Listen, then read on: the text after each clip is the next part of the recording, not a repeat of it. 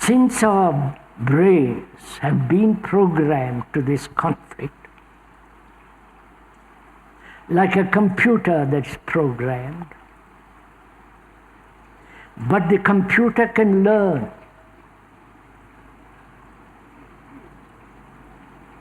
can discover its own fallacies, its own mistakes, and correct it.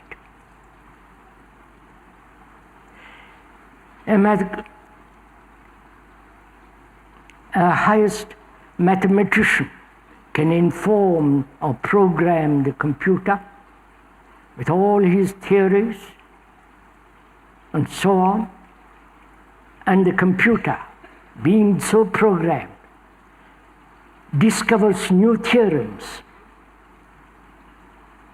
This has been proved. Not programmed by the professor. It has capacity to learn, to discover, which is a mechanical, perhaps, intelligence. They are trying to bring about ultra-intelligence machine which goes far beyond our human brain. And our human brain has not solved this problem for ourselves, but the machine has solved it. You follow all this?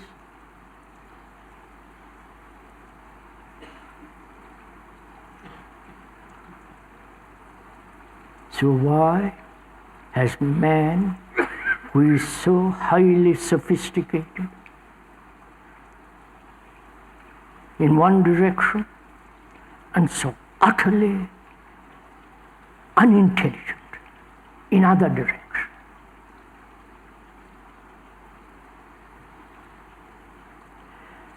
Does conflict end through knowledge? Please put these questions to yourself. Knowledge about knowing oneself, or knowledge about the world, knowledge about matter. The world, the society, learning more about society, better organizations, better institutions, and so on. Will that solve our human conflict? Acquiring more and more knowledge, or the freedom from conflict has nothing whatsoever to do with knowledge. You follow me? Please, together we are thinking this out. The speaker is not talking to himself. He can do that in his own room if he wants to. But together, we are working this out. We have knowledge, great deal of knowledge about the world, matter, about the universe, and also a great deal of historical knowledge about ourselves. Whole history is the story of mankind. And if we know how to read that book, which is me, myself, my consciousness, I may have tremendous knowledge about myself. And will that knowledge free the human being from conflict? You want? Please go along with. Or it has nothing to do with analysis, discovering the various causes and factors of conflict. We can go into that. Will the cause and or many causes and through analytical discovery, will that free the mind, the brain from conflict?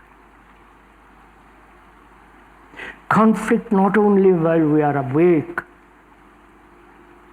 during the daytime, but also this conflict carried on while we are asleep.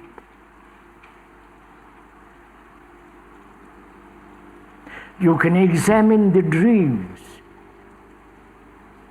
interpret dreams, go into the whole nature of why human beings dream at all.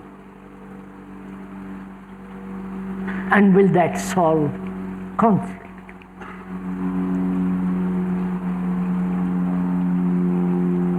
Will the analytical brain,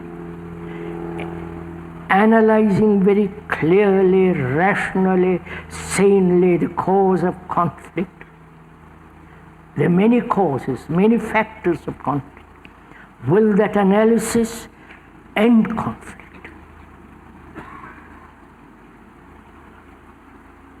Analysis being not only time, but the analyzer separating himself from the object, which is conflict, and then try to analyze that conflict.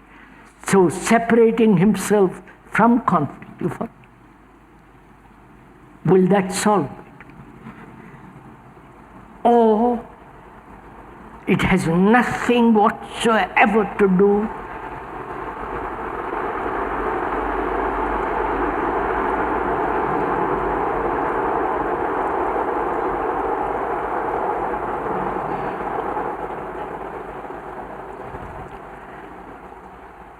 it has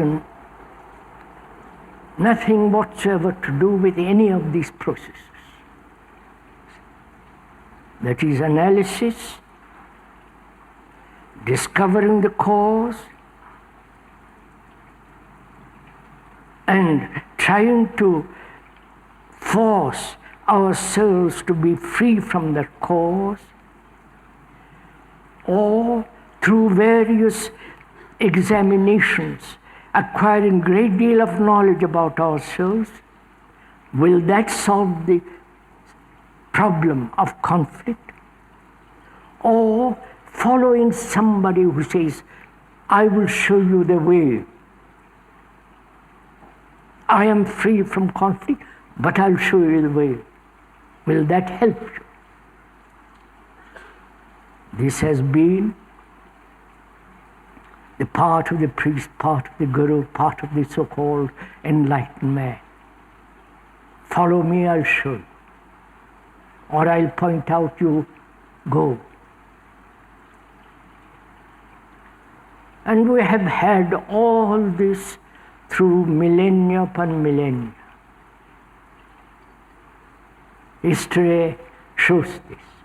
And yet man has not been able to solve that one deep-rooted conflict.